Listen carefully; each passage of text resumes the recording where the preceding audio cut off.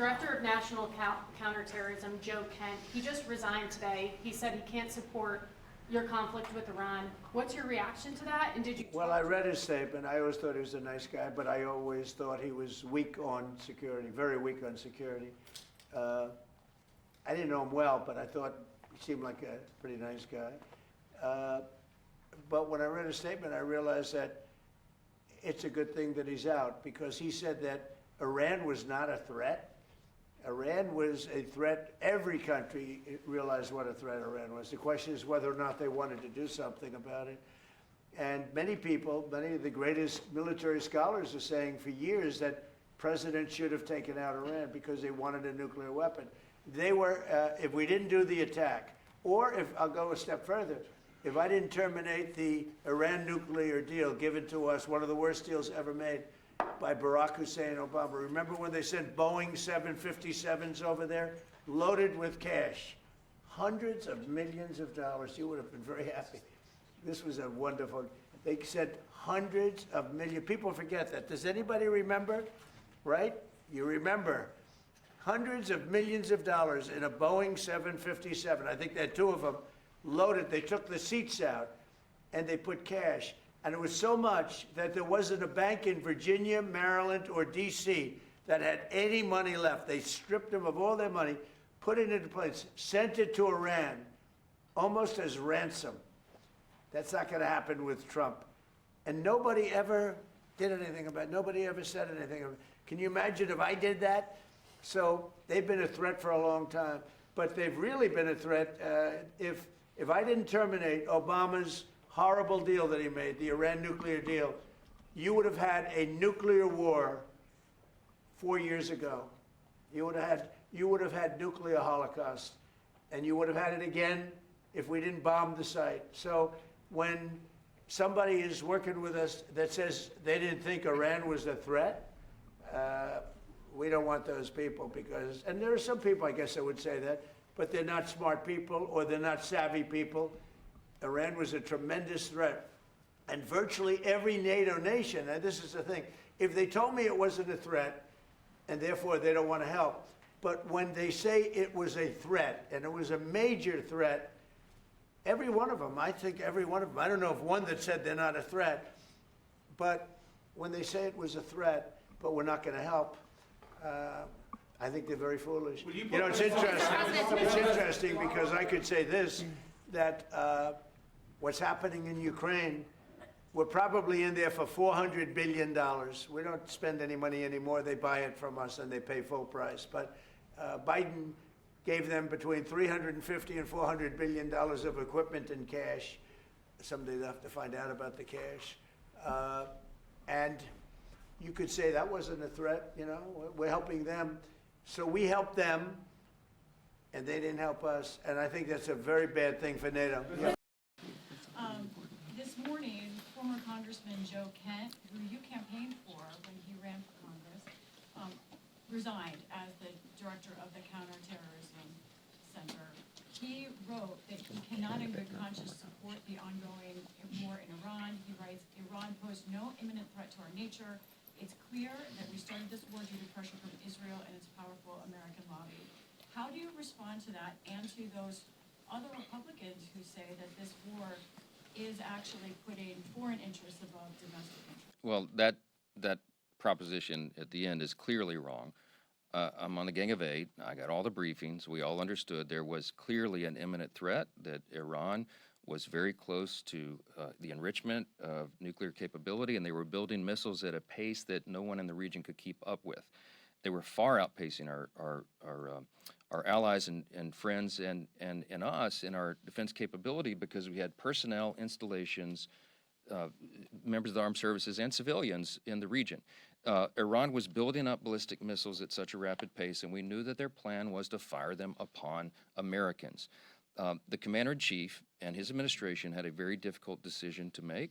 I don't know where Joe Kent is getting his information, but he wasn't in those briefings clearly, because the Secretary of State, the Secretary of War, and everyone, the Joint Chiefs of Staff, General Kane, they had exquisite intelligence, and we understood that this was a serious moment for us. Had the president waited, I am personally convinced that we would have mass casualties of Americans, service members and others, and our installations would have been dramatically damaged. And so we had to, the president felt that he had to strike first to prevent those mass casualties. That's a summary. I can't tell you the classified part, but that's the summary that's made public, and it's accurate. What was your reaction today to the counterterrorism director stepping down due to the work they were doing? Well, I applaud him sticking to his principles. This war is wrong. It is reckless. It is unlawful. And most importantly, it's not what Americans want. Working class Americans, like the folks I fought with and grew up with, have had it with endless wars and endless conflicts. You know, Joe is somebody who I've known well. We've had our disagreements over time, but he's a man of principle, and he's sticking with his principle. And he understands that this is not a war that we should be in, and we have once again got pulled into a quagmire in the Middle East that's going to be very difficult for us to extract ourselves from. He said that he believes there was no imminent threat. House leadership, Speaker Johnson specifically today, said in Gang of Eight briefings they have heard there's an imminent threat. How do you decipher those two notions? You don't have to decipher them. There isn't. There just isn't, right? I'm a member of the Armed Services and the Intelligence Committee. I've made most of my adult life focus on national security. I have no reservations at all in addressing threats to this country. If there's a threat to this country or to Americans, by all means, we should use our military smart and in wise ways to go after that threat. But in this case, there just hasn't been, right? This is a war that Donald Trump decided he wanted to start, so he concocted an ex post facto justification for it, which has changed, by the way, 4 or 5 times by my estimation, and continues to change. And it's absurd. Americans deserve better, and it has to end. And then just very briefly, any thoughts on the president's counterterrorism advisor resigning, Joe Kent, and just what do you make of his comments saying Iran posed no imminent threat? Yeah, I think that the word imminent is taking on different meanings for different people. And, you know, I respect anyone who resigns because they have such strong disagreement. You know, that was a good move for somebody who is in such an important position but could not, in good conscience, support the strategy. I support the strategy, which is pretty remarkable since I generally don't want us entangled in foreign wars. But you look at how weak Iran was at the time. You look at the fact that it's not just Iran.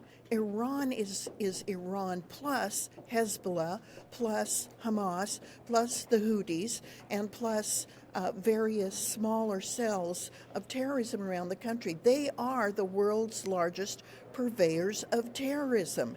And the opportunity to catch them while they're weak and while the United States and Israel are strong was just a timing advantage that we had when we know that the Iranians, if they get a nuclear weapon, they're going to use it. Doesn't Joe Kent's resignation?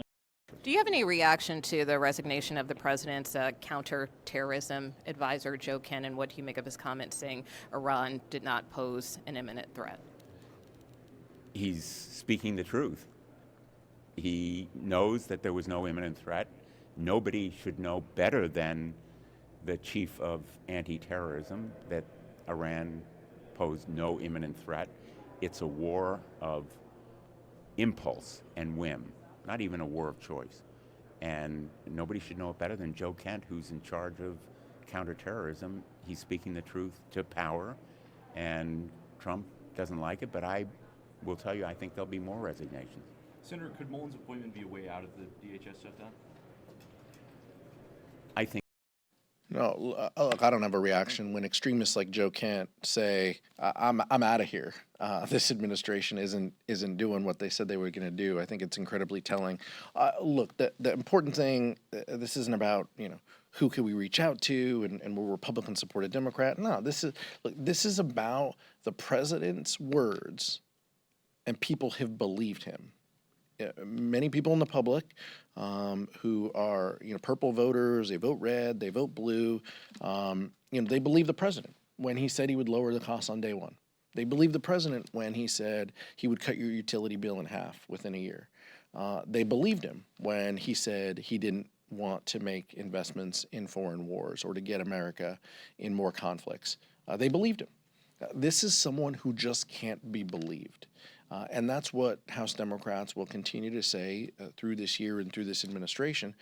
This is somebody who does not believe you should have health care. He does not believe you play a role in our communities and that you should be honored and lifted up and we should be looking out for you. He wants to look out for his big business friends. He wants to look out for his family. He wants to make sure that they are well taken care of.